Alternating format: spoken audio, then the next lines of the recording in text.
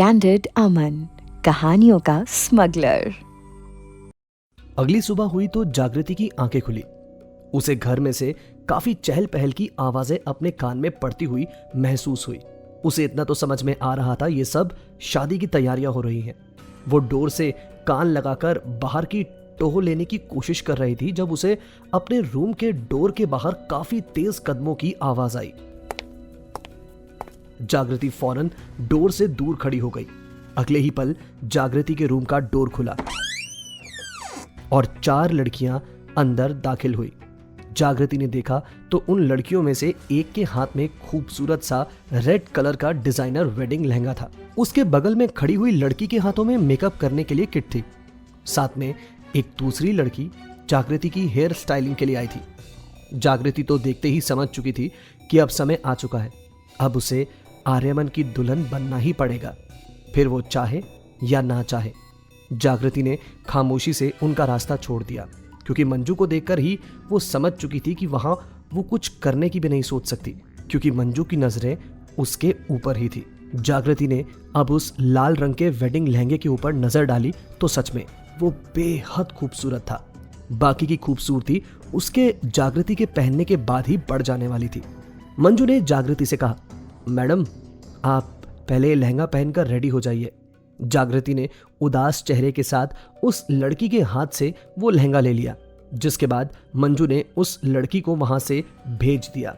जागृति ने जल्दी ही वो लहंगा पहन लिया, जिसके बाद वो रूम में आई। वहां मौजूद सभी बस उसे देखते ही रह गए कुछ पलों के लिए। सिर्फ लहंगा भर पहन लेने से ही वो बेहद खूबसूरत लग रही थी।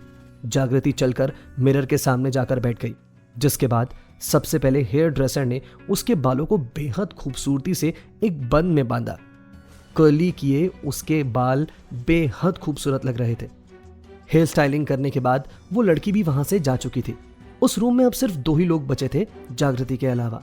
जागृति अभी भी मिरर के सामने बैठी थी जब मेकअप आर्टिस्ट ने उसका मेकअप करना शुरू किया। मंजू जो वहीं पास में हाथ बांध कर खड़ी थी, अचानक से बोल पड़ी, सर ने कहा था मैडम को ज्यादा मेकअप की जरूरत नहीं है, तो प्लीज आप जरा ध्यान दीजिएगा। मेकअप आर्टिस्ट ने मंजू की बात को ध्यान में रखते हुए अपना काम शुरू कर दिया। कुछ ही देर में जागृति एक बेहद खूबसूरत ब्राइड के रूप में तैयार हो चुकी थी। इस समय तो अगर कोई उसे देखता तो बस देखता ही रह जाता। जागृति अभी इस बात से अनजान थी कि उसे एक बहुत बड़ा सरप्राइज मिलने वाला है, जिससे वो पूरी तरह से अनजान थी, जो था जागृति का दोस्त अधिक और उसके माँ और पापा, जिन्हें आर्यमन ने खास बुलाया था। इधर आर्यमन भी अपने रूम में रेडी हो रहा था जब आर्यवीर नॉक करते हुए आर्यमन के रूम में आया। आर्यवीर ने एक डीप ग्रीन कलर की जड़ाऊ शेरवानी पहनी हुई थी, जिसमें उसकी लंबी चौड़ी कदकाठी बेहद खूबसूरती से निखर कर आ रही थी। आर्यवीर के चेहरे पर बेहद खुशी थी कि आज उसका भाई शादी करने जा रहा था। रूम में आते ही जैसे ही आर्यवीर की नजर आर्यमन पर पड़ी, वो ठिठक कर वहीं रुक गया। उसके लिए अपने भाई को इस तरह से रेडी होते हुए देखना एक अजूबे से कम नहीं था। आर्यमन ने एक ऑफ वाइट रंग की सिल्क की शेरवानी पहनी थी, जिसके साथ ही वो सर से लेकर पांव तक आज एकदम ट्रेडिशनल वियर में रेडी हुआ था। उसकी मस्कुलर बॉडी पर वो शेरवानी बेहद फब रही थी। आर्यवीर ने देखा तो आर्यमन तब से अपने बालों को एकदम परफेक्टली सेट करने की कोशिश में जूझ रहा था। तभी आर्यवीर ने अपने भाई से मुस्कुराते हुए कहा, भाई I have no words to express my feelings, I am telling you seriously, क्या लग रहे हो आज आप। पता नहीं कितनी ही लड़कियां बेहोश हो जाने वाली आज आपको देखकर। आर्यमन ने मिरर में से ही एक नजर आर्यवीर की तरफ घूर कर देखा, जिसके बाद वो वापस से अपने बालों को फिक्स करने में लग गया। आर्यवीर ने उसे टीज करते हुए कहा, क्या भाई, अब क्या होने वाली भाभी को भी बेहोश करने का इरादा है आपका? आर्यवीर आर्यमन की इस बात पर उसकी तरफ पलटा तो आर्यवीर ने फौरन बात को संभालते हुए कहा, भाई आई वॉज जस्ट जोकिंग। वैसे ये तो बात पक्की है कि कोई भी लड़की आपसे इंप्रेस हो जाए, लेकिन जागृति भाभी आपसे इंप्रेस नहीं होने वाली, वो थोड़ी अलग है। वैसे आप रुकिए, मैं किसी हेयर स्टाइलिस्ट को कॉल करता हूँ आपके बालों को फिक्स करने के लिए। आर्यमन ने एक बार फिर से खामोशी में ही आर्यवीर की तरफ आंखें निकालकर उसे घूरा तो आर्यमन को याद आया, सॉरी भाई, मैं तो भूल ही गया था, आपको किसी का टच किया हुआ कुछ भी यूज़ करना पसंद नहीं है। कम से कम मुझे ही हेल्प करने दीजिए अपनी यार। देखिए, मैं परफेक्टली आपके बालों को अभी सेट कर देता हूँ चुटकियों में। हवा का एक कतरा भी आपके बालों को टस से मस नहीं कर पाएगा। अपनी बात पूरी करते हुए आर्यवीर वहां से अपने रूम की तरफ दौड़ा और वहां से एक हेयर सेटिंग स्प्रे ले आया, जिसके बाद उसने आर्यमन को कंधों से थामते हुए उसे बेड पर बैठाया और वो हेयर सेटिंग स्प्रे उसके बालों को फिक्स करने के लिए उसने लगाना शुरू किया। लगभग 15 मिनट में जाकर आर्यमन को वो हेयर स्टाइल मिल चुका था जो वो चाहता था। अब जाकर उसने गहरी सांस ली। आर्यवीर ने आर्यमन से पूछा, हाँ, भाई एक बात पूछूं आपसे? आर्यमन ने जवाब दिया, अब पूछ ही लो। आर्यवीर ने एक्साइटमेंट में सवाल पूछा, वो आपने जागृति भाभी के मॉम और डैड को बुलाने के लिए कहा था, लेकिन वो लड़का कौन है जिसे आपने बुलाया साथ? आर्यमन ने गंभीर होते हुए जवाब दिया, वो उसका दोस्त है।